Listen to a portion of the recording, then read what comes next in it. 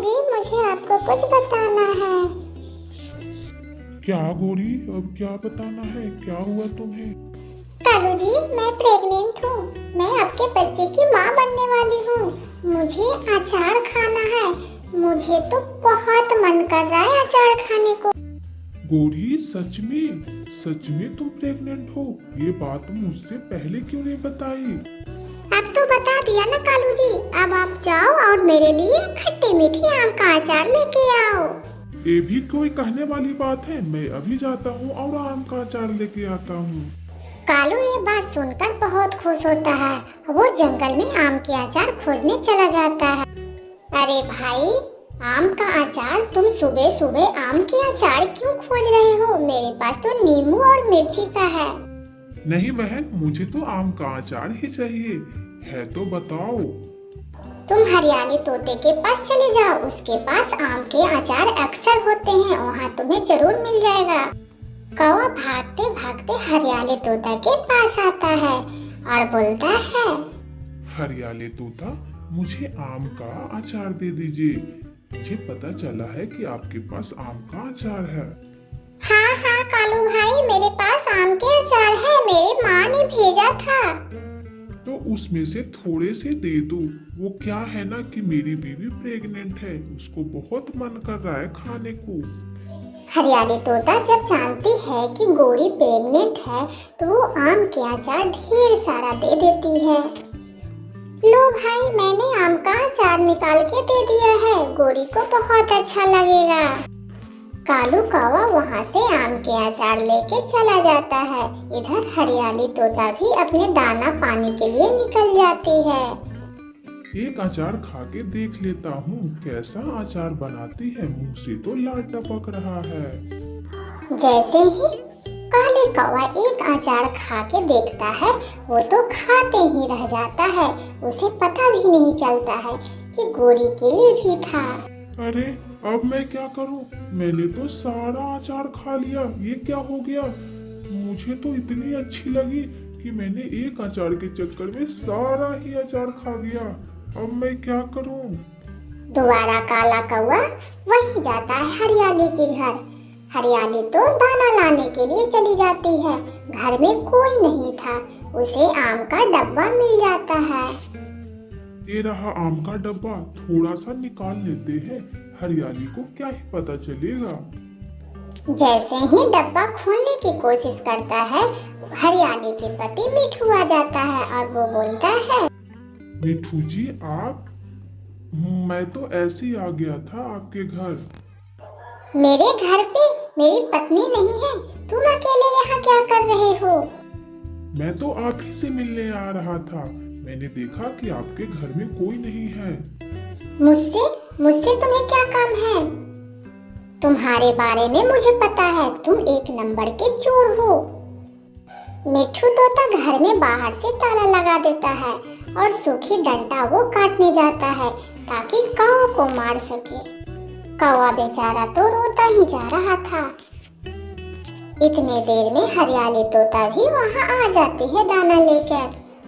मिठू तोता ने सारी बात बताई कि अंदर काले कौवा है। वो तो चोर है, बिना पूछे ही घर में घुस गया। मिठू जी, ऐसे कैसे? सुबह तो मैंने उसे आम का अचार दिया था। अब क्यों वो लेने आया है? दोनों पति पत्नी मिलकर उसे खूब पिटाई करते हैं। वो रोते चिल्लाते हुए भागते हुए जंगल की ओर जाता है और एक जंगल के नीचे वो बैठ जाता है। हे भगवान, आज तो हरियाली ने मेरी जान ही निकाल ली। हे भगवान, हरियाली ने तो मुझे आम का अचार दे भी दिया था। अब मैं क्या करूं? अब मैं गौरी के लिए कहां से लेके आऊं आम के अचार? उसे तो बड़ा मन कर रहा था खाने को आम का अचार। हे भगवान, आप ही कुछ रास्ता बचाओ। रोते हुए देखकर टूनी चिड़िया वहाँ पर आ जाती है। बहन, मेरा एक काम कर दोगी क्या? हाँ कालू भैया, क्या? बताओ तो सही, क्या काम करना है? और तुम इतने घबराए हुए क्या हो? तुम्हें क्या हुआ? कौवा सारी बात बताता है। उसके बाद वो आम के बगीचा में आम तोड़ने आता है। वो आम चील दादू का था।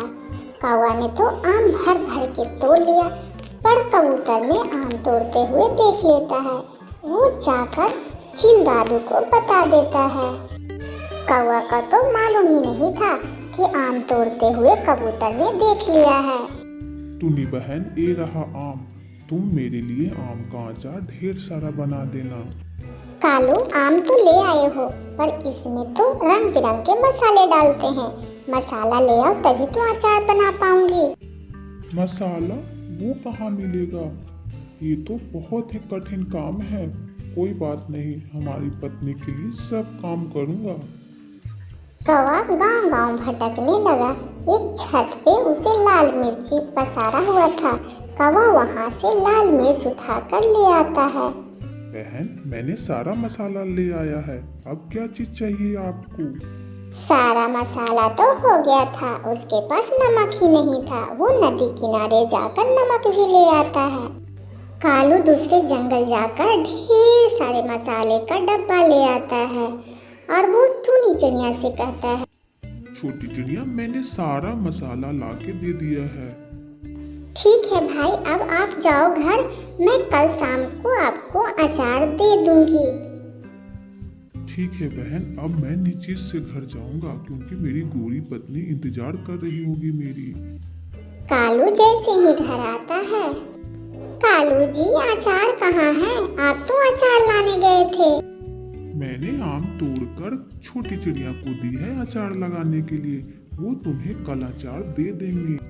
कालू जी, ये क्या हुआ? आपको पंखों पर क्या हो गया? बहुत तेज खून निकल रहा है आपका।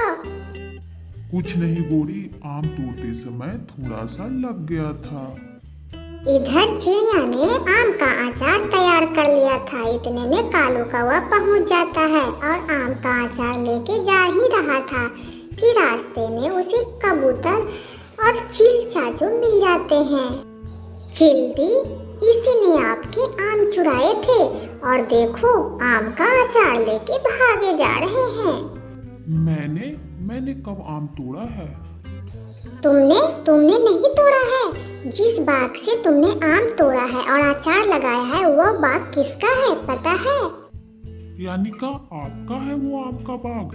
मुझे तो पता नहीं था चील दीदी, पर इस बार माफ कर दीजिए।